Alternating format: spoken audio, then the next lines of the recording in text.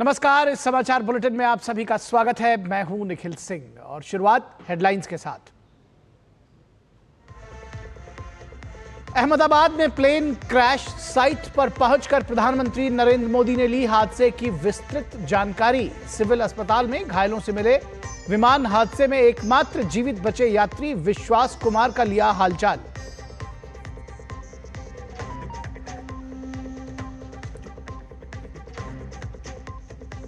अहमदाबाद में तबाही का मंजर देखकर आहत हुए प्रधानमंत्री। भीषण त्रासदी में अपनों को खोने वालों के प्रति जताई संवेदना। एयरपोर्ट पर मंत्रियों और अधिकारियों के साथ की समीक्षा बैठक।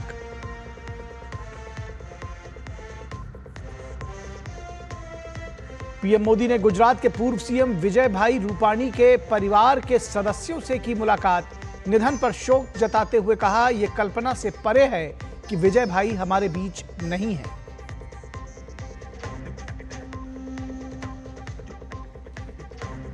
पश्चिम एशिया में फिर से तनाव की स्थिति। इजरायली सेना ने ईरान के सैन्य और परमाणु ठिकानों पर किए हमले में ईरान के कई बड़े सैन्य कमांडरों की मौत। ईरान ने भी इजराइल पर दागे 100 से ज्यादा ड्रोन।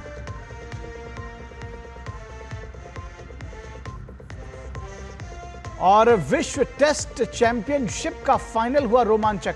तीसरे दिन मिशेल स्टार्क की अर्धशतकीय पारी की बदौलत ऑस्ट्रेलिया ने रखा 282 रन का लक्ष्य।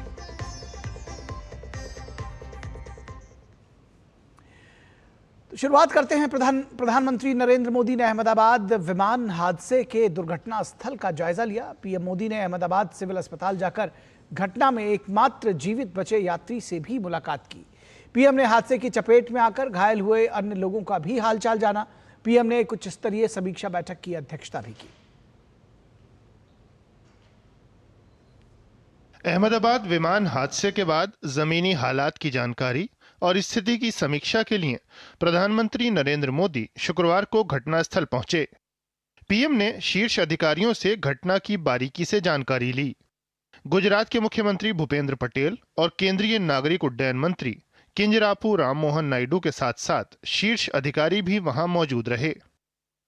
पीएम ने विमान के मलबे से क्षतिग्रस्त हुई हॉस्टल की इमारत का भी निरीक्षण किया।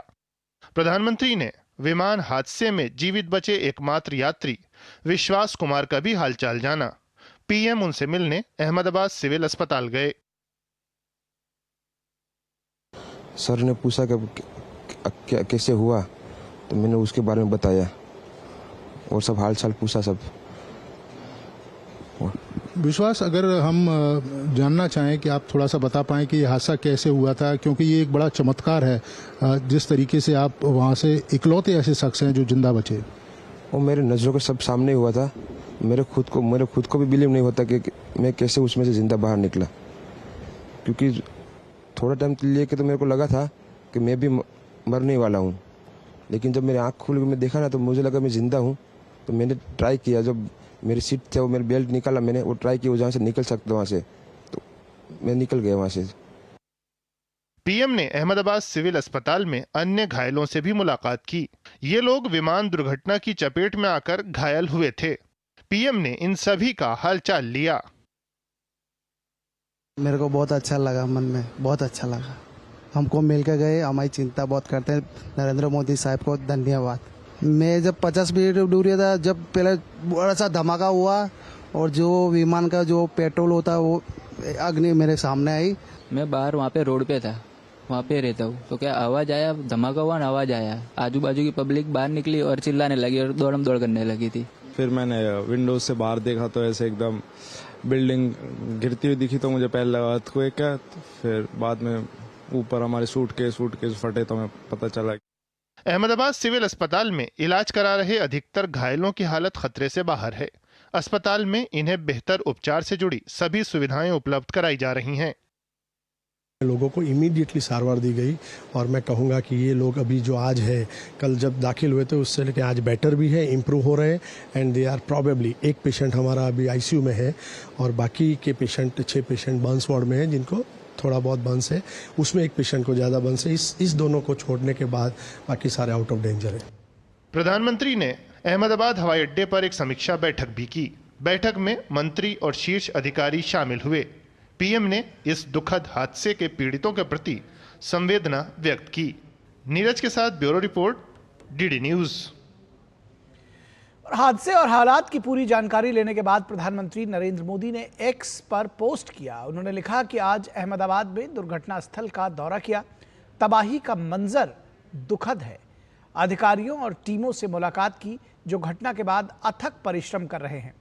हमारी संवेदनाएं उन लोगों के साथ हैं जिन्होंने इस अकल्पनीय त्रासदी में अपने प्रियजनों को खो दिया है।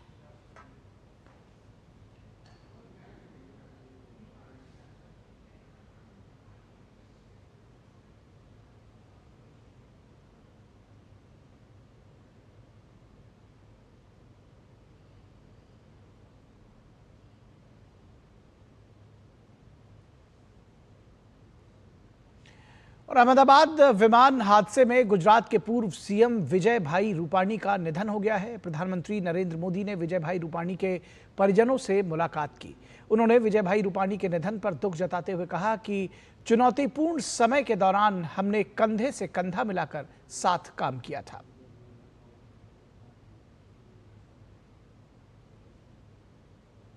पीएम ने कहा कि यकीन नहीं होता कि विजय भाई आज हमारे बीच में नहीं है। उन्होंने संगठन में विभिन्न जिम्मेदारियां संभाली। विजय भाई ने गुजरात के मुख्यमंत्री के रूप में लगन से काम किया।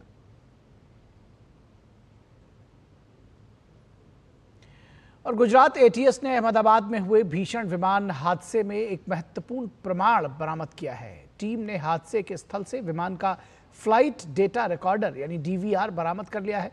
यह डीवीआर विमान दुर्घटना के कारणों का पता लगाने में अहम भूमिका निभाएगा। डीवीआर बोइंग 787 ड्रीमलाइनर विमान के मलबे के बीच पाया गया।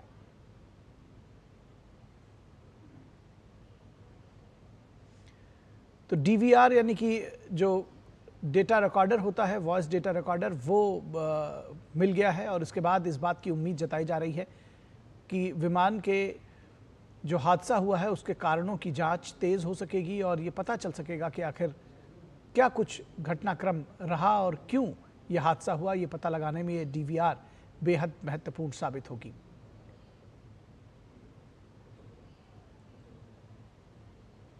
और इस पूरी खबर पर और अधिक जानकारी के लिए हमारे साथ हमारे संवाददाता नीरज सिंह जुड़े हुए हैं। नीरज, आपसे जानना चाहेंगे, डीवीआर बरामद हुआ है, क्या कुछ और जानकारी है, क्या कुछ अपडेट्स आप देंगे हमें अहमदाबाद से?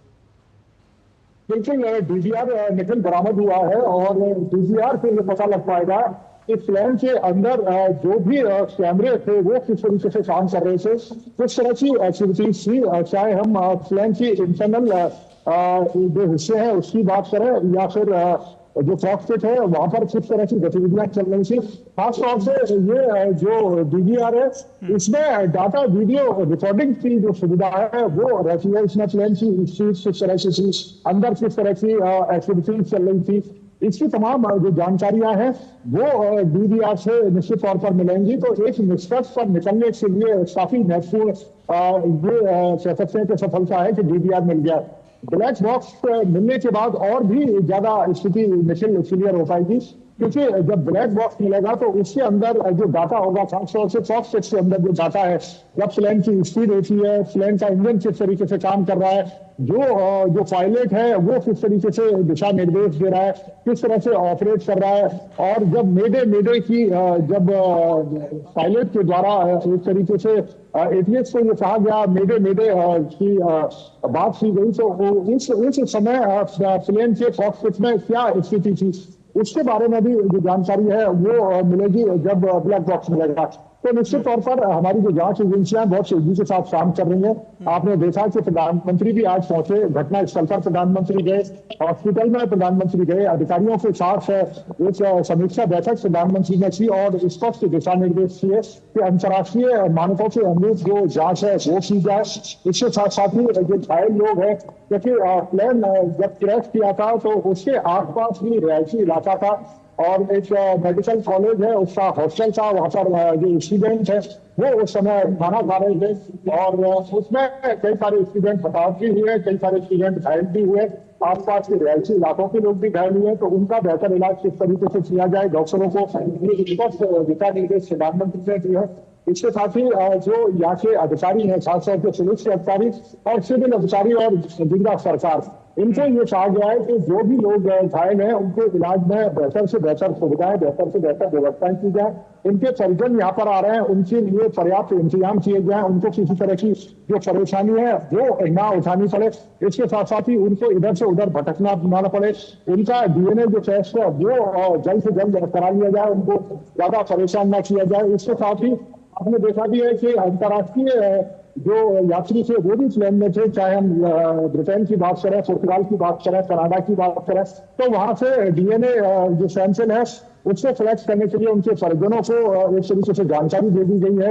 एजेंसियां लगातार संपर्क में है कि उनके परिजन यहाँ आते हैं तो वीजा में किसी तरह की परेशानी ना हो, डॉक्यूमेंटेशन में किसी तरह की परेशानी ना हो। इस तरह के जो दिशा निर्देश है वो प्रधानमंत्री ने दिए। इसके साथ ही जो जांच प्रक्रिया है वो काफी तेजी के साथ चल रही है और ये पता लगाने की कोशिश निश्चित तौर पर की जाएगी कि क्या ये मानवीय गलती थी या कोई तकनीकी कारण था या कोई और कारण था। अगर हम बात करें एनआईए की, तो एनआईए भी यहाँ पर पहुंची है और एनआईए भी अपने तमाम एंगलों से जो जांच है वो करेगी। एनआईए की टीम पहुंची है क्योंकि एक वीडियो हमने देखा था, दोपहर के समय वो वीडियो किसी ने बनाया था, तो क्या मकसद था इस वीडियो को बनाने का, क्योंकि इतनी भीषण गर्मी के बावजूद और छत पर कोई व्यक्ति अगर वीडियो बना रहा है खासतौर से उसी हिस्से का उड़ते हुए और जो ब्लास्ट हुआ, क्रैश हुआ, इसका जो वीडियो बनाया गया तो वो भी सोशल मीडिया पर। तो ये तमाम एंगलों से जो जांच है वो की जाएगी। अंतर्राष्ट्रीय विशेषज्ञ इनसे सलाह मशवरा किया जाएगा। भारत के अंदर जो सिविल एविएशन के विशेषज्ञ, सिविल एविएशन के जो इंजीनियर है वो लगातार इस जांच की प्रक्रिया है उसमें शामिल होंगे और औपचारिक रूप से जो जांच है वो शुरू कर दी है। तो साफ स्पष्ट दिशा निर्देश है कि जांच में तेजी लाई जाए, अंतर्राष्ट्रीय मानकों के अनुकूल जांच हो और जो परिजन है और जो घायल लोग हैं उनके लिए बेहतर से बेहतर सुविधा की जाए ताकि उनको किसी तरह की परेशानी न हो। एकमात्र जो सर्वाइवर बचा था इस पूरे हादसे का, विश्वास कुमार, उसके साथ भी प्रधानमंत्री ने बातचीत की है, उनका हालचाल जाना है और पूछा है कि उन्हें किसी तरह की कोई परेशानी तो नहीं है। और निश्चित तौर पर कल से लेकर आज तक की अगर हम बात करें निखिल, तो उसके स्वास्थ्य में भी सुधार आया है, 2 साल में बेहतर हुए हैं और मानसिक स्थिति भी थोड़ी सी बेहतर हुई है। हालांकि इतना बड़ा हादसा है उसे उभरने में थोड़ा समय लगेगा, लेकिन प्रधानमंत्री से मिलने के बाद और डॉक्टरों ने जिस तरीके से देखरेख की है उससे उनकी दशा में तेजी के साथ सुधार भी आ रहा है। निखिल, ठीक बात है। खबर इस तरह की भी आ रही है कि जो ब्लैक बॉक्स है वो छात्रावास की छत पर बरामद हुआ है। किस तरह से आप देखते हैं जांच के विशेष संदर्भ में, जो इंटरनेशनल स्टैंडर्ड्स हैं, जो इंटरनेशनल प्रोटोकॉल है उसके तहत ये जांच की जाएगी, इस बात का अनाउंसमेंट किया जा चुका है और आप जैसा कि बता रहे हैं कि जांच में की शुरुआत भी कर दी गई है। कैसे कैसे बढ़ रही है जांच, क्या कुछ होना है इसमें?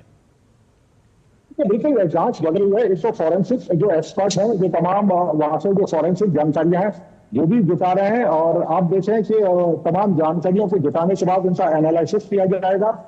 जो डीवीआर है और जो ब्लैक बॉक्स है उसके अंदर किस तरह की बातचीत और किस तरह का वीडियो जो डाटा है वो मौजूद है, उस डाटा को एनालिसिस किया जाएगा और उसके बाद देखा जाएगा कि क्या विमान में किसी तरह की कोई तकनीकी खराबी तो नहीं थी, क्योंकि जिस तरीके से विमान को अनुमति दी गई थी रनवे पर जाने के लिए और जैसे ही विमान उड़ता है कुछ सेकंडों के बाद आपको वो गिरता हुआ दिखाई देता है। 600 फीट के आसपास विमान उड़ जाता है, लेकिन उसके बाद धीरे धीरे उसकी जो साइज है वो कम होती है और वो होटल की छत से जाकर टकरा जाता है।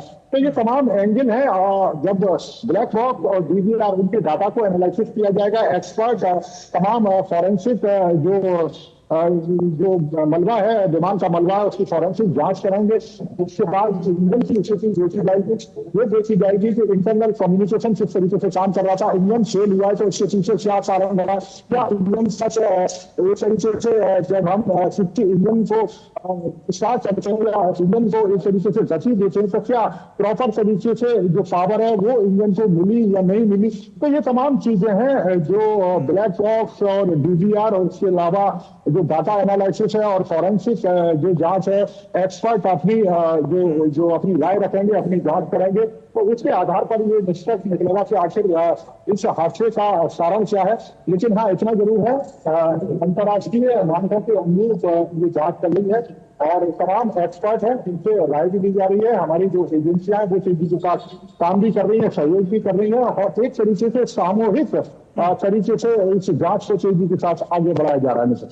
जी बिल्कुल, एक पहलू इस पूरी दुर्घटना का है कि जो परिजन है, दरअसल जो लोग इसमें मारे गए हैं उनके लिए कम से कम ये सुनिश्चित किया जाए कि उनके लिए सुविधाजनक हो सके, चाहे वो जो मॉर्टल रिमेन्स हैं उनको प्राप्त करना। कितने समय में ये उम्मीद की जा रही है कि डीएनए जांच पूरी हो सकेगी और जो मॉर्टल रिमेन्स है, जो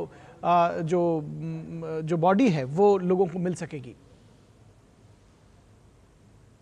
देखिए, करीब 72 घंटे के करीब लगते हैं डीएनए की जांच करने में, क्योंकि जिस तरह का वहां पर मलबा है, जिस तरह का हादसा हुआ है, निश्चित तौर पर डीएनए करने में भी तमाम तरह की मुश्किलें आएंगी। क्योंकि आप देखें कि 1.5 लाख लीटर के करीब फ्यूल था, फुल फ्यूल था, और पूरी पावर के साथ जब वो फ्यूल जलता है तो निश्चित तौर पर आप देखें कि कई 100 डिग्री सेल्सियस का जो तापमान है वो होता है। और उस समय जो मानव के जो अंग है, मानव के शरीर के अंग है, उनको एक तरीके से आइडेंटिफाई करना और मैच कराना, उसमें थोड़ा सा समय लगता है।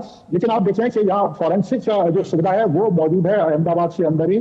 वहाँ के जो एक्सपर्ट हैं, एक प्रॉपर टीम बनाई गई है और जो भी डीएनए यहाँ पर इंडिया में जो लोग यात्री थे उनके डीएनए सैंपल लिए जा रहे हैं, उन्हें किसी तरह की परेशानी ना हो, इस चीज का भी ध्यान रखा जा रहा है। और जल्द से जल्द जो रिपोर्ट है वो इनका पहुंच जाए, इसका भी खास ध्यान रखा जा रहा है। और उम्मीद की जा रही है कि कल तक शायद कई सारे जो डीएनए सैंपल है वो मैच करा लिए जाएंगे, क्योंकि बहुत तेजी से 24 घंटे इस पर काम हो रहा है। और जो विदेशी यात्री थे उनके परिजनों को भी एक तरीके से जो जानकारी है वो दे दी गई है, और जब वो यहाँ पर पहुंचेंगे तो उनका डीएनए सैंपल लिया जाएगा। तो और उनके डीएनए सैंपल लेने के बाद उनके जो बॉडी है या जो अंग है वो उनको सौंपने की प्रक्रिया वो शुरू हो जाएगी। जी, घायलों के विषय में कुछ जानकारी दे पाएंगे, किस तरह से इलाज चल रहा है, क्योंकि उस पर भी एक बड़ा फोकस है नीरज?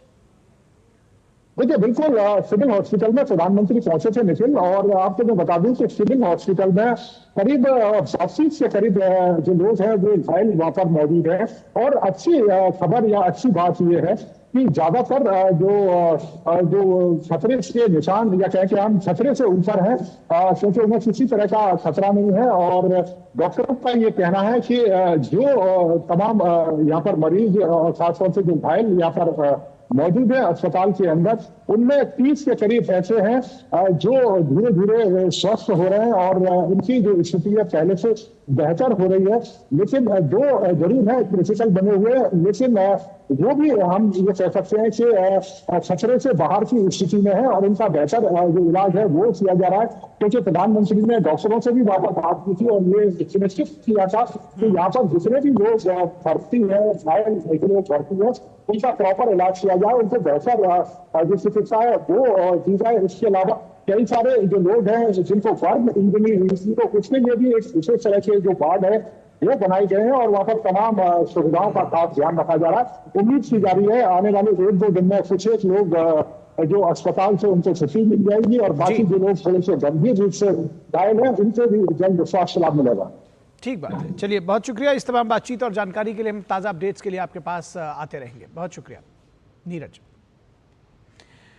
और अहमदाबाद में विमान हादसे को लेकर भारतीय चिकित्सा संघ यानी आईएमए गुजरात के अध्यक्ष डॉक्टर मेहुल शाह ने कहा है कि 100 से अधिक डॉक्टर्स ने तत्काल अस्पताल परिसर पहुंचकर राहत कार्यों में सरकार का सहयोग किया है। उन्होंने इस दौरान कहा कि हम इस त्रासदी में एकजुट होकर काम कर रहे हैं। ये एक दुर्भाग्यपूर्ण घटना है, लेकिन हम पूरी संवेदनशीलता और समर्पण से राहत और बचाव कार्य में लगे हुए हैं। We have kept all the doctors ready, and we have received the message that you require more the orthopedic surgeon, anesthesiologists, critical doctors, and plastic surgeons. So we have targeted all the specialist doctors, and all the more than 100 doctors reached to the civil hospital campus to take care and to support the government, all the officials, authorities, and we are in hand to hand and with the shoulder to shoulder all the movements with the government authorities to save the remaining those patients who are coming from the hostels building. और अहमदाबाद विमान हादसे के बाद से social media पर एक video viral किया जा रहा है। ये वीडियो एक इमारत में लगी आग का है, जिसे अहमदाबाद में हुए विमान हादसे से जोड़कर साझा किया जा रहा है। पीआईबी फैक्ट चेक ने इस वीडियो को फेक बताया है। दरअसल ये वीडियो के दिल्ली के द्वारका स्थित एक इमारत में हुई आगजनी का है। पीआईबी फैक्ट चेक ने ऐसी अफवाहों से बचने की सलाह दी है। ये पुराना वीडियो दिल्ली के द्वारका स्थित एक इमारत में आग लगने की घटना से जुड़ा हुआ है। पुराना वीडियो है, इसका अहमदाबाद में विमान हादसे से कोई लेना देना नहीं है। ये दिल्ली के द्वारका का पुराना वीडियो है। तो सोशल मीडिया पर ऐसे जो फेक वीडियोस हैं उनसे भी सजग और सचेत रहने की जरूरत है। पीआईबी फैक्ट चेक में ये वीडियो झूठा पाया गया। और कभी कभी लोग ट्रैफिक या अन्य दूसरी वजहों से एयरपोर्ट पर समय पर नहीं पहुंच पाते और फ्लाइट छूटने के बाद लाजमी है कि लोग परेशान हो जाते हैं। लेकिन अहमदाबाद एयरपोर्ट पहुंचने में 10 मिनट की देरी भूमिका चौहान के लिए वरदान साबित हो गई। भूमि को कल एयर इंडिया की उसी फ्लाइट से अहमदाबाद से लंदन जाना था। भूमि ने कहा कि जब उन्हें पता चला कि फ्लाइट दुर्घटनाग्रस्त हो गई है तो वो पूरी तरह से स्तब्ध रह गई। अहमदाबाद का थोड़ा ट्रैफिक, हम लोग ये सिटी एरिया में थोड़ा एंटर हो चुके थे तो उस वजह से थोड़ा हमको लेट हुआ था। जब पता चला तब हम ऑलमोस्ट एयरपोर्ट से तो घर के लिए निकल चुके थे और हम लोग गाड़ी में ही थे और तभी हमने न्यूज़ देखा कि ऐसा प्लेन क्रैश हुआ है। और at the time I was feeling totally numb. दूसरी साइड ये भी था कि ये जो इंसिडेंट हुआ है वो बहुत ही थोड़ा टेरिफाइड है। और अहमदाबाद विमान हादसे को लेकर एयर इंडिया के स्वामित्व वाली कंपनी टाटा ग्रुप ने मृतकों के परिजनों को 1 करोड़ रुपए का मुआवजा देने की घोषणा की है। टाटा ग्रुप की ओर से जारी बयान में टाटा सन्स के चेयरमैन एन चंद्रशेखरन ने कहा कि इस हादसे में घायल सभी लोगों के इलाज का खर्च भी टाटा ग्रुप उठाएगा। इसके साथ ही यह भी सुनिश्चित किया जाएगा कि उन्हें जरूरी देखभाल और सपोर्ट मिले। टाटा ग्रुप के बयान में आगे कहा गया है कि इसके अतिरिक्त टाटा ग्रुप बीजी मेडिकल छात्रावास के निर्माण में भी सहायता प्रदान करेगा।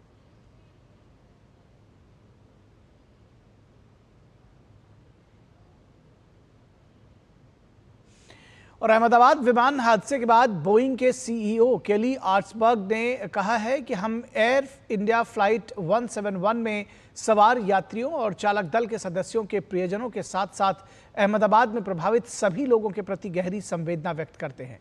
उन्होंने Air India chairman N Chandrasekaran से बात की और उन्हें पूरा समर्थन देने का आश्वासन दिया है।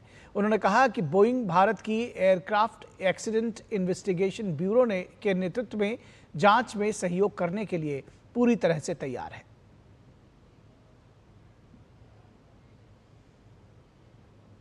तो ये थी अहमदाबाद विमान हादसे से जुड़ी हुई खबरें और यहां रुकेंगे एक छोटे से ब्रेक के लिए। कहीं मत जाइएगा, जल्द हाजिर होंगे। एकादशी रातिया Assam tea is the best tea. It's a magical beverage actually. Assam tea is of right. 200 glorious years of Assam tea. The saga will continue for many more centuries to come.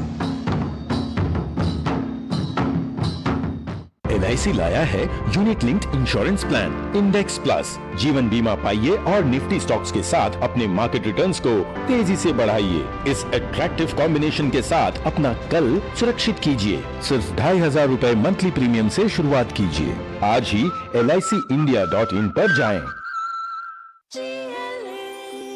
जो लक्ष्य चुना था समझ आने लगा है।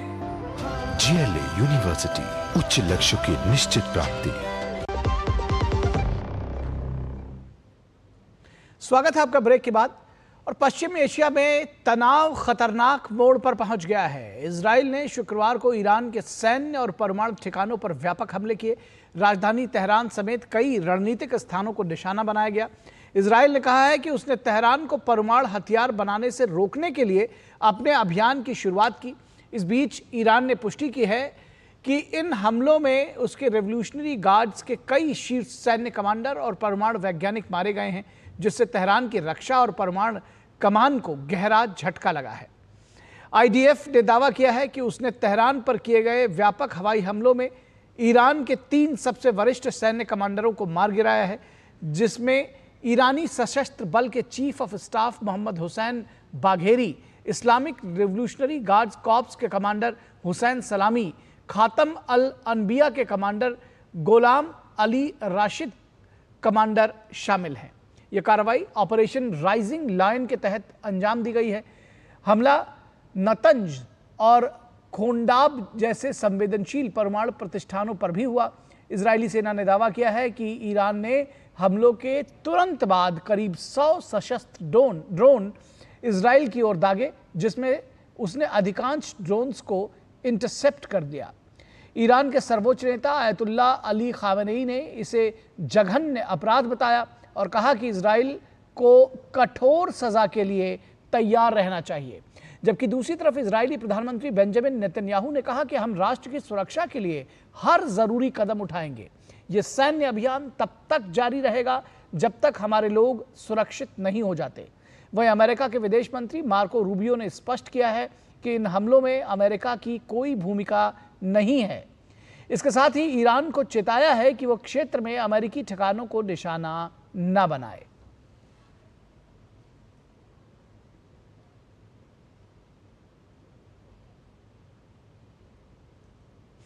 और Israel और ईरान के बीच बढ़ते तनाव और सैन्य हालात को देखते हुए इजराइल में भारतीय दूतावास ने अपने नागरिकों के लिए एडवाइजरी जारी की है। भारतीय दूतावास ने नागरिकों को सतर्क रहने की सलाह दी है। इसके साथ ही इजरायली अधिकारियों व होम फ्रंट कमांड द्वारा जारी सुरक्षा दिशा निर्देशों का पूरी तरह से पालन करने की बात कही गई है।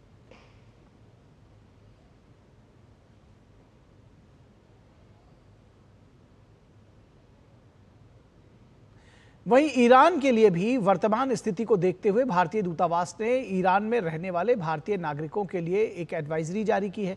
भारतीय दूतावास ने कहा है कि ईरान में सभी भारतीय नागरिकों और भारतीय मूल के व्यक्तियों से अनुरोध है कि वे सतर्क रहें, सभी अनावश्यक गतिविधियों से बचें, दूतावास के सोशल मीडिया अकाउंट का अनुसरण करें और स्थानीय अधिकारियों द्वारा दी गई सलाह के अनुसार सुरक्षा प्रोटोकॉल का पालन करें।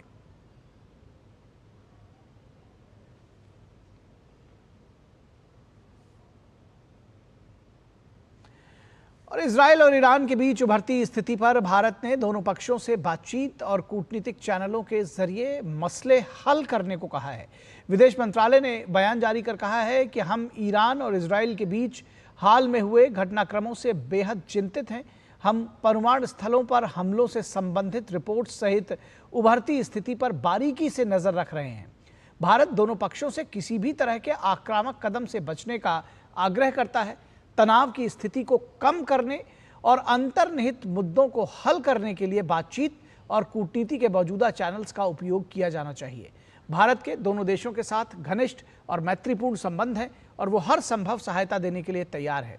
दोनों देशों में हमारे दूतावास भारतीय समुदाय के संपर्क में हैं। क्षेत्र में सभी भारतीय नागरिकों को सावधानी बरतने, सुरक्षित रहने और स्थानीय सुरक्षा सलाह का पालन करने की सलाह दी जाती है।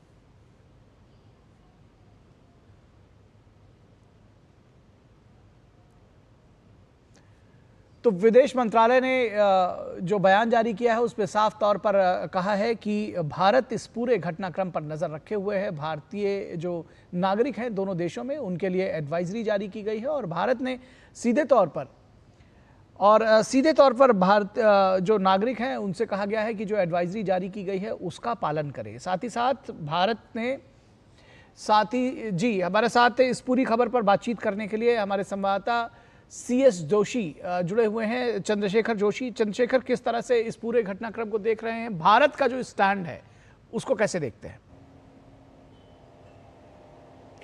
बिल्कुल निखिल, अभी जो हमारे पास सूचनाएं आ रही हैं, जब ये हमला हुआ था उसके बाद अब सूचनाएं आनी शुरू हो गई हैं। तो आपको सबसे पहले हम ये बता दें कि कम से कम ईरान के टॉप 20 जो कमांडर हैं वो इसमें मारे गए हैं। ईरान के जो मोहम्मद बाघेही जिनके बारे में आप बता रहे थे वो इसमें मारे गए हैं। आयतुल्ला अली खमनेई के बाद वो दूसरे कमांडर माने जाते हैं और ईरान की जो मिलिट्री है, ईरानी मिलिट्री के सबसे बड़े वो कमांडर हैं वो मारे गए हैं। और इसके अलावा 6 साइंटिस्ट ईरान के इसमें मारे गए हैं। तो 20 कमांडरों के मारे जाने की इसमें अभी तक पुख्ता जानकारी हमको मिली है। 6 परमाणु वैज्ञानिकों के मारे जाने की पुख्ता जानकारी मिली है। उसके अलावा ईरानी रेवोल्यूशनरी गार्ड, जो ईरान की सबसे बड़ी एक मिलिट्री फोर्स मानी जाती है, उसके कमांडर इसमें मारे गए हैं। और हालात की अगर बात करें तो हालात सबसे ज़्यादा तनावपूर्ण इस वक्त यहाँ पश्चिम एशिया में बने हुए हैं और ईरान की ओर से कहा गया है कि वो इसका बदला लेगा। ईरान के नेता अयातुल्लाह अली खामनेई की ओर से कहा गया है कि वो सज़ा देगा इजराइल को। उसके अलावा जो पेजेश्कियन हैं, ईरान के राष्ट्रपति हैं, उनका भी कहना है कि वो बदला लेगा। और हमारे पास ये भी खबर आ रही है कि ईरान की ओर से कुछ ड्रोन इजराइल के ऊपर दागे गए हैं। जॉर्डन से ये खबर आई है कि जॉर्डन के आसमान में कई ड्रोन इंटरसेप्ट किए गए हैं। हालांकि ये नहीं बताया गया है कि ये ड्रोन ईरान से आ रहे थे या कहाँ से आ रहे थे, इस बारे में जानकारी नहीं दी गई है। और ये भी काफ़ी महत्वपूर्ण है, जो अमेरिकी मंत्री मार्को रूबियो बोल रहे थे कि इसमें अमेरिका का कोई हाथ नहीं है, लेकिन इस वक्त पे एक अमेरिकी राष्ट्रपति डोनाल्ड ट्रंप का एक सोशल मीडिया पे एक पोस्ट आया हुआ है और उन्होंने साफ साफ कहा है कि ईरान को परमाणु समझौता कर लेना चाहिए अमेरिका के साथ, नहीं तो इससे भी बुरे हालात होंगे। तो ये माना जा सकता है कि या तो अमेरिका को इस पूरे मामले की जानकारी थी, अमेरिका को पूरी जानकारी थी, उसके बाद ही ये हमला हुआ है, या साथ ही साथ अमेरिका जो है, जो हालात वहाँ पर बने हुए हैं उसको देखते हुए परमाणु कार्यक्रम को लेकर के समझौता करने के लिए ईरान के ऊपर दबाव बना रहा है। और वहीं जो इजराइल है, उसका कहना है कि उसका जो ऑपरेशन है वो राइजिंग लायन, वो ऑपरेशन अभी भी जारी है। तो हो सकता है आज रात में भी ईरान के ऊपर हमले किए जाएं और ईरान की ओर से इजराइल के ऊपर जवाबी हमले किए जाएं। तो काफ़ी तनावपूर्ण यहाँ पर हालात बने हुए हैं। और साथ ही साथ इजराइल इस पूरे हालात को देखते हुए, क्योंकि इजराइल को ये लग रहा है कि ईरान कहीं ना कहीं जवाबी हमला करेगा, तो पूरे इजराइल में इमरजेंसी लगा दी गई है। पूरे विश्व में जहाँ जहाँ इजराइल के डिप्लोमेटिक मिशन हैं वो कुछ समय के लिए बंद किए जा रहे हैं। कई जगह से ये खबर आ रही है कि इजराइल ने अपने डिप्लोमेटिक मिशन बंद कर दिए हैं, वहाँ पे कोई कामकाज नहीं होगा। तो काफ़ी तनाव बना हुआ है यहाँ वेस्ट एशिया में। जी, निश्चित तौर पर वेस्ट एशिया में तनाव बना हुआ है। और इस तनाव को कम करने की क्या किसी तरह की कोशिश, क्योंकि ये बार बार देखा जा रहा है कि ये इसका जो असर है वो मल्टी फेसेटेड है, सिर्फ एक जो युद्ध के मोर्चे हैं वहीं तक नहीं है, ये पूरा जो वेस्ट एशिया का है, चाहे वो गल्फ का जो पूरा रीजन है, उसमें जो देश हैं वो भी इससे प्रभावित है। इसके अलावा आप देखिए तेल की कीमतें बढ़ गई हैं, जो मार्केट है वो क्रैश किया है, वो काफ़ी नीचे गया है, क्रैश तो नहीं कहूँगा लेकिन नीचे गया है। तो किस तरह से आप देखते हैं इस पूरे घटनाक्रम को, इसका असर दरअसल?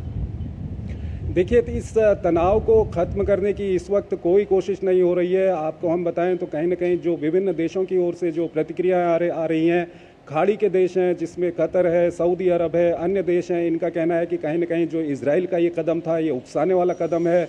तुर्की का भी इसी तरह का बयान आया है, वो उनका कहना है कि इजराइल का ये कदम जो है उकसाने वाला कदम है।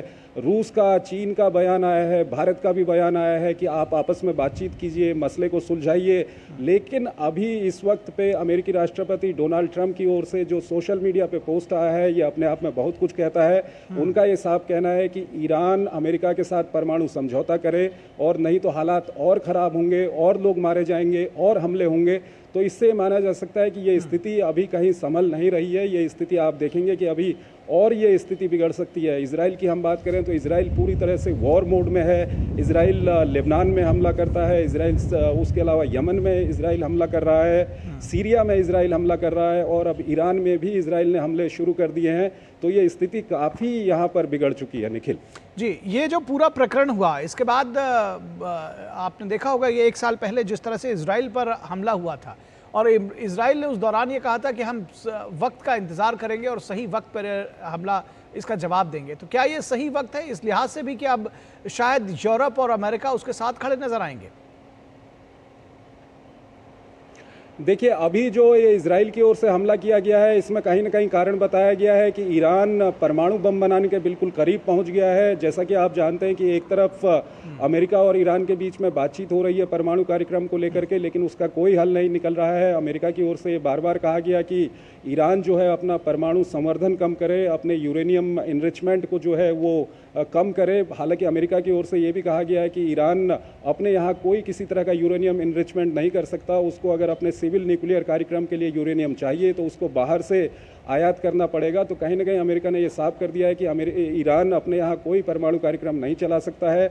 और दूसरी ओर लगातार ये खबरें आ रही हैं कि ईरान जो है वो परमाणु बम बनाने के बिल्कुल करीब पहुँच गया है। और जिस तरह से आप देखते हैं कि हमास की हम बात करें, हिजबुल्लाह की हम बात करें, या उसके अलावा दूसरे जो प्रॉक्सी समूह हैं इस इलाके में, हुथी की हम बात करें, इनको कहीं ना कहीं आरोप लगता है ईरान के ऊपर कि ईरान इनको समर्थन देता है। ऐसे में इजराइल का कहना है कि उसको कहीं ना कहीं खतरा हो गया है और इसीलिए इजराइल की ओर से ये हमले किए गए हैं और बहुत ये टारगेटेड हमले किए गए हैं। ईरान का जो परमाणु फैसिलिटीज़ हैं वहाँ पर हमले किए गए हैं, नतांज में ये हमले किए गए हैं, वहाँ पर करीब 6 परमाणु वैज्ञानिकों के वहाँ पर मारे जाने की खबर है।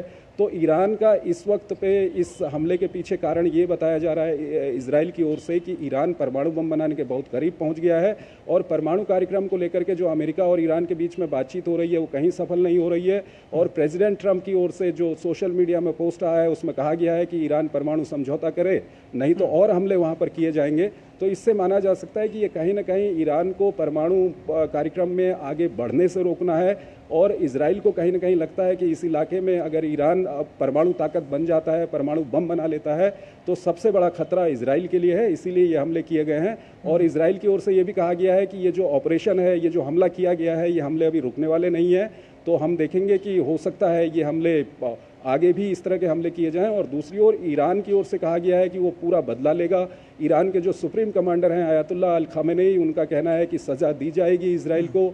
ईरान के राष्ट्रपति का कहना है कि ईरान बदला लेगा और ईरान को ये बहुत बड़ा झटका लगा है। ईरान के टॉप 20 जो मिलिट्री कमांडर हैं वो मारे गए हैं, 6 न्यूक्लियर साइंटिस्ट मारे गए हैं। तो इससे ये लगभग ये इस तरह का दिख रहा है कि ये हालात यहाँ पर सुधरने वाले इस वक्त पर नहीं हैं, ये और बिगड़ने वाले हैं। जी, एक बात और भी है, ओमान में मस्कट में जो अगले राउंड की बैठक थी अमेरिका और ईरान के बीच में, क्या उसको समझा जाए कि वो खटाई में पड़ी हुई है या उसका क्या होगा, ये एक बात है। दूसरी बात ये भी समझना चाहेंगे कि क्या जो बेंजामिन नेतन्याहू का ये बयान था कि हम इतिहास के एक ऐसे महत्वपूर्ण पड़ाव पर खड़े हुए हैं जहां हमारे अस्तित्व को बचाना है, तो क्या एक तरह से इसको ये भी समझा जाए कि दोनों ही मुल्क कहीं ना कहीं जिसको कहते हैं कि आखिरी वार के लिए तैयार है? देखिए, जो आपका पहला सवाल था, जो अमेरिका और ईरान के बीच में परमाणु डील के लिए बातचीत हो रही थी, वो कई जगह पे ये बातचीत हुई है। वो बातचीत अभी तक सफल नहीं हुई है। हालांकि इसी रविवार को अमेरिका और ईरान के बीच में परमाणु कार्यक्रम को लेकर के बातचीत होनी है। अभी तक ऐसी कोई जानकारी हमारे पास नहीं है कि ये बातचीत होगी या नहीं होगी। अभी तक ये बातचीत होनी है और रविवार को ये बातचीत होगी। इसमें एक नया डेवलपमेंट ये हुआ था कि अभी 2-3 दिन पहले ईरान की ओर से कहा गया था कि जो अमेरिका का प्रपोजल है न्यूक्लियर डील को लेकर के, वो ईरान को एक्सेप्ट नहीं है और इस बातचीत में ईरान अपना खुद का प्रपोजल रखेगा। तो हो सकता है रविवार को ये बातचीत हो। और जहां तक इजराइल के रुख की आप बात कर रहे हैं, बेंयामिन नेतन्याहू के रुख की बात कर रहे हैं, तो बेंयामिन नेतन्याहू का इस वक्त पे रुख जो है वो काफ़ी कड़ा है। और वो जिस तरह की परेशानियां इजराइल को लगती हैं वहाँ पर, चाहे वो हमास की ओर से हो या उसके अलावा हिजबुल्लाह की ओर से हो, हुथी की ओर से हो, या ईरान को मेन इसके लिए इजराइल जिम्मेदार मानता है, ईरान के ऊपर आरोप लगाता है कि वो हुथी को, हमास को, हिजबुल्लाह को समर्थन करता है। तो बेंयामिन नेतन्याहू कहीं ना कहीं पूरी तरह से इस वक्त पे वॉर मोड पे है। और देश के अंदर भी देखा जाए तो बेंयामिन नेतन्याहू को बहुत ज़्यादा समर्थन है। तो ऐसे में हो सकता है कि बेंयामिन नेतन्याहू इस जो ऑपरेशन है इसको और आगे बढ़ाएं। और दूसरा इसमें एक महत्वपूर्ण फैक्टर है अमेरिका में राष्ट्रपति डोनाल्ड ट्रंप का होना। जिस तरह के बयान राष्ट्रपति डोनाल्ड ट्रंप की ओर से आ रहे हैं और अभी उन्होंने जो सोशल मीडिया पर पोस्ट किया है, उनका कहना है कि ईरान अगर परमाणु डील नहीं करता है तो और किलिंग्स वहाँ पे होंगी और लोग वहाँ पर मारे जाएंगे और जो अभी तक हुआ है इससे भी खतरनाक होगा।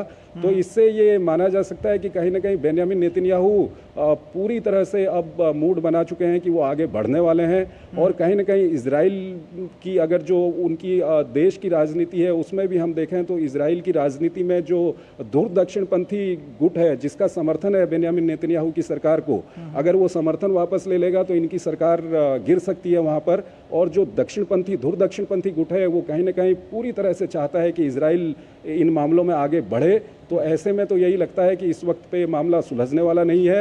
एक और ये खबर ये है कि IAEA की ओर से एक इमरजेंसी बैठक बुलाई गई है और कई बार IAEA की ओर से ये बयान आए हैं कि इजराइल, माफ़ कीजिएगा, ईरान जो है वो परमाणु बम बनाने के करीब है। तो ये जो बैठक होनी है ये भी इस परिप्रेक्ष्य में काफ़ी महत्वपूर्ण है।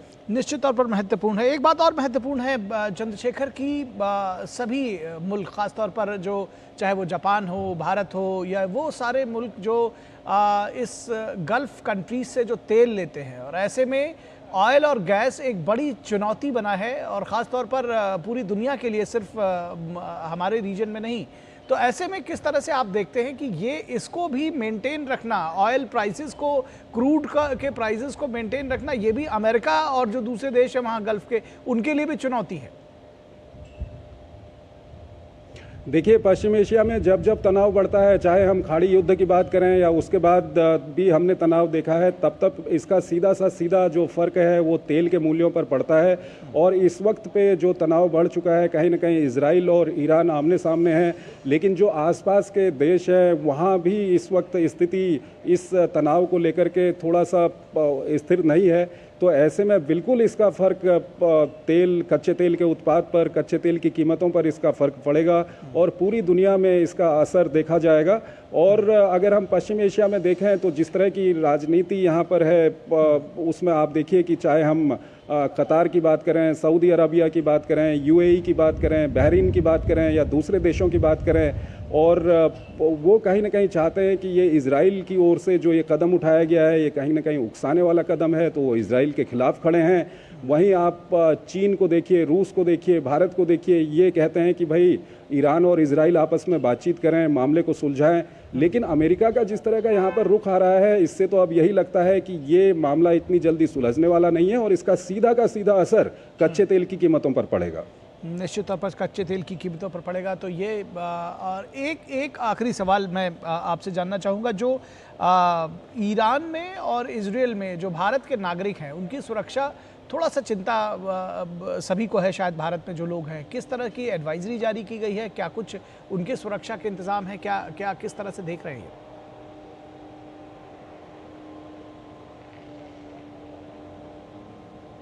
निखिल, मैं आपको ठीक से सुन नहीं पाया इस वक्त। मैं ये पूछना चाह रहा हूं कि ईरान में और इजराइल में, दोनों ही जगह में काफ़ी संख्या में भारतीय रहते हैं, उनकी सुरक्षा को लेकर के क्या एडवाइजरी जारी की गई है, भारत का क्या रुख है, क्या जानकारी इस बारे में मिली आपको? बिल्कुल, देखिए, दोनों ही देशों पे भारत के डिप्लोमेटिक मिशन वहाँ पर मौजूद हैं और पूरी तरह से सक्रिय हैं।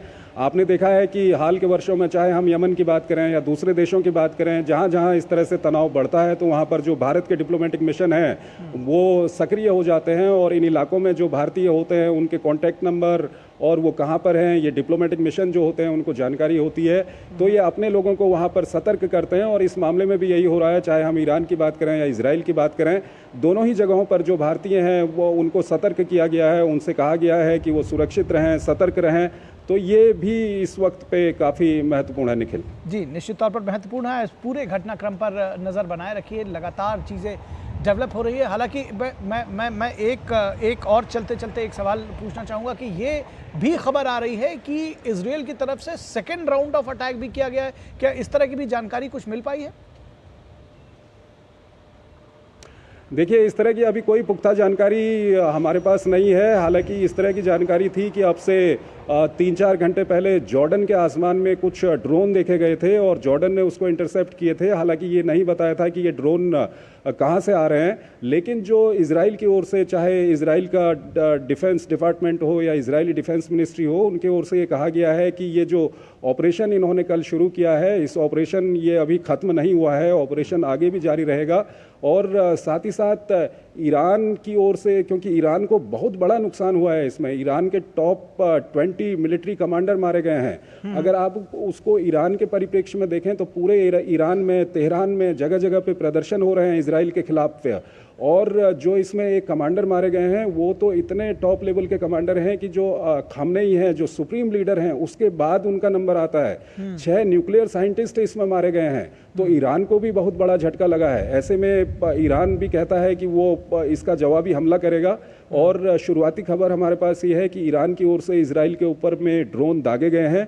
हालांकि ये इजराइल की ओर से सेकंड राउंड, इस ऑपरेशन के सेकंड राउंड में अभी कुछ किया गया है या नहीं, इस बारे में अभी कोई पुख्ता जानकारी नहीं है। हम डीडी न्यूज़ की टीम यहाँ पश्चिम एशिया में मौजूद है और हम इस जानकारी को अभी जुटाने की कोशिश करेंगे और जैसे ही कोई अपडेट होगा आप तक पहुँचाएंगे। जी, निश्चित तौर पर आप इस पूरे घटनाक्रम पर नज़र बनाए रखिए, हम आपसे और अपडेट समय समय पर लेते रहेंगे। बहुत शुक्रिया पश्चिम एशिया से हमारे साथ जुड़ने के लिए चंद्रशेखर जोशी। और रुकेंगे एक छोटे से ब्रेक के लिए, कहीं मत जाइएगा, ब्रेक के उस पार भी खबरें अभी बाकी हैं। Assam tea and the culture around it is so unique and integral to the identity of Assam that we can't even think of Assam without tea. 200 glorious years of Assam tea. The saga will continue for many more centuries to come. सुनो, एक अच्छी insurance policy AI से पूछते हैं। एक ऐसी policy जिसमें premium payment हो लिमिटेड पर इनकम आती रहे लाइफ टाइम। LIC का जीवन उत्सव। एक ऐसी पॉलिसी जो दे होल लाइफ इंश्योरेंस कवर भी। LIC का जीवन उत्सव। वाह, चलो तो LIC की जीवन उत्सव पॉलिसी ही लेते हैं। मैं भी तुमसे यही कह रही थी, LIC का जीवन उत्सव। लाइफ टाइम सेलिब्रेशन मनाइए LIC के जीवन उत्सव के साथ, फ्यूचर सेट है। जो लक्ष्य चुना था समझ आने लगा है। GLA यूनिवर्सिटी, उच्च लक्ष्य की निश्चित प्राप्ति। स्वागत है आपका ब्रेक के बाद। और मेघालय में हुए राजा रघुवंशी हत्याकांड मामले में आरोपियों से पुलिस रिमांड के खत्म होने तक पूछताछ जारी रहेगी। पूर्वी खासी हिल्स जिला SP विवेक सेयम ने इस बारे में विशेष जानकारी दी है और बताया है कि जरूरत पड़ने पर और रिमांड की मांग अदालत से की जाएगी। पूछताछ पूरी होने और अंतिम बयान दर्ज होने के बाद क्राइम सीन रिक्रिएट किया जाएगा। Interrogation is going on till the 8th day of police remand, and if we require more remand, we will be accordingly taking. Once the interrogation and the statement recording is finalized, and the statements are finalized, then we will do the reconstruction of the crime scene. और ओडिशा के मलकानगिरी में police ने नक्सल operation में बड़ी सफलता हासिल की है। पुलिस ने 2 दुर्दांत माओवादी केसा क्वासी और सानू कुंजुम को गिरफ्तार किया है। माओवादियों के पास से भारी मात्रा में हथियार और नक्सली साहित्य बरामद किया गया है। गुप्त सूचना के आधार पर पुलिस ने सोडीगुडा और तेंदुलीगुडा के जंगलों में सर्च ऑपरेशन शुरू किया। सर्च अभियान के दौरान नक्सलियों ने सुरक्षा बलों पर फायरिंग शुरू कर दी। जवाबी कार्रवाई में पुलिस ने भी गोलीबारी की। इस दौरान कुछ माओवादी फरार हो गए, जबकि 2 माओवादी पुलिस के हत्थे चढ़ सके।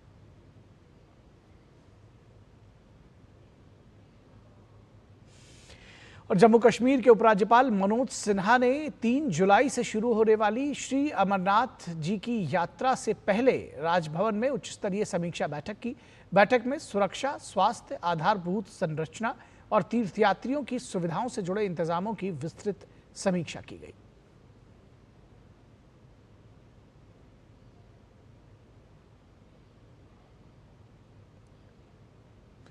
खबर महाराष्ट्र से, जहां एम्स नागपुर में एम्स कॉन्क्लेव की शुरुआत हुई, जिसमें स्वास्थ्य मंत्री JP नड्डा बतौर मुख्य अतिथि शामिल हुए। कार्यक्रम में देश भर के एम्स संस्थानों के कार्यकारी निदेशक और वरिष्ठ प्रशासक चिकित्सा शिक्षा, अस्पताल सेवाओं, अनुसंधान पर चर्चा और अनुभवों को साझा करने के लिए एक मंच पर एक साथ जुटे। केंद्रीय मंत्री ने कार्यक्रम को वर्चुअली संबोधित करते हुए कॉन्क्लेव को संस्थागत सहयोग, स्वास्थ्य सेवा में डिजिटल परिवर्तन को बढ़ावा देने के लिए महत्वपूर्ण बताया। केंद्रीय मंत्री ने कहा कि ये काफ़ी खुशी का विषय है कि एम्स नागपुर में ये कार्यक्रम आयोजित किया गया है और यहाँ पर एक साथ सभी का जमावड़ा हुआ है।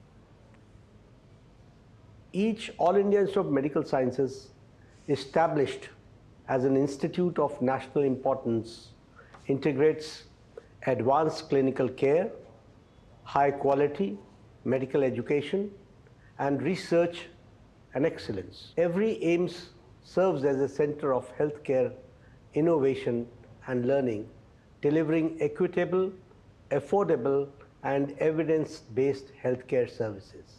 I am happy that AIIMS Nagpur has taken a lead and is organizing the first conclave on best practices today.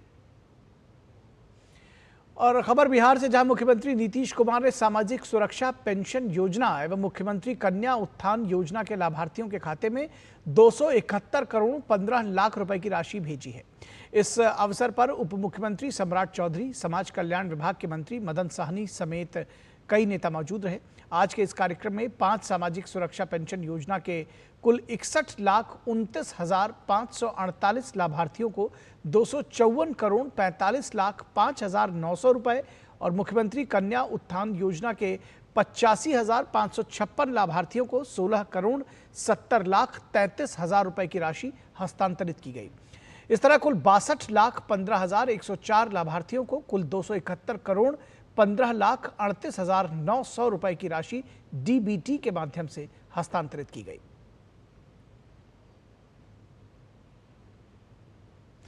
और अभिनेता कमल हासन की फिल्म द ठग लाइफ की कर्नाटक में स्क्रीनिंग सुनिश्चित कराने की मांग को लेकर दाखिल याचिका पर सुप्रीम कोर्ट ने कर्नाटक सरकार को नोटिस जारी किया है। सुप्रीम कोर्ट अगले हफ्ते इस मामले पर सुनवाई करेगा।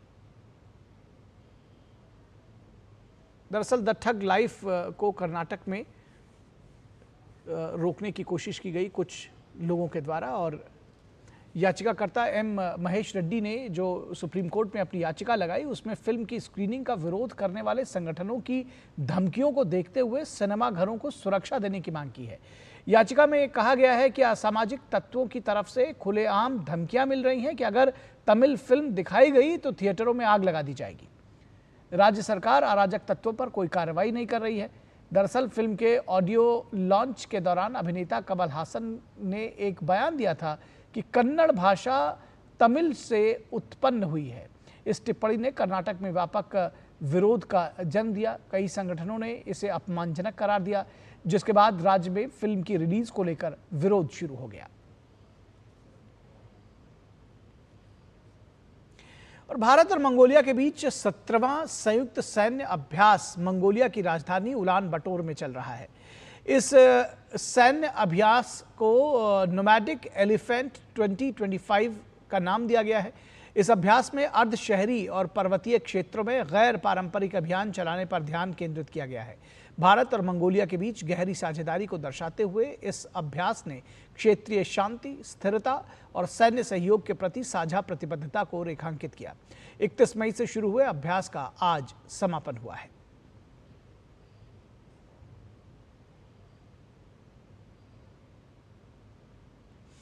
और लद्दाख के द्रास में भारतीय सेना ने टोलोलिंग एक्सपीडिशन के साथ आज ऑपरेशन विजय की 26वीं वर्षगांठ मनाई। ये सभी कार्यक्रम 26 जुलाई 2025 तक जारी रहेंगे, जिनका उद्देश्य राष्ट्र की सीमाओं की रक्षा करने वाले वीरों की अदम्य भावना, बलिदान और साहस को सम्मानित करना है। ये एक ऐसा दिन जो समस्त देशवासियों के दिलों में गौरव और श्रद्धांजलि के भाव अंकित करता है। ये वो दिन है जब 1999 में भारत ने ऑपरेशन विजय के तहत पाकिस्तानी घुसपैठियों को वहां से भगाने के लिए विवश करके देश की रणनीतिक चोटियों को फिर से वापस प्राप्त कर लिया था।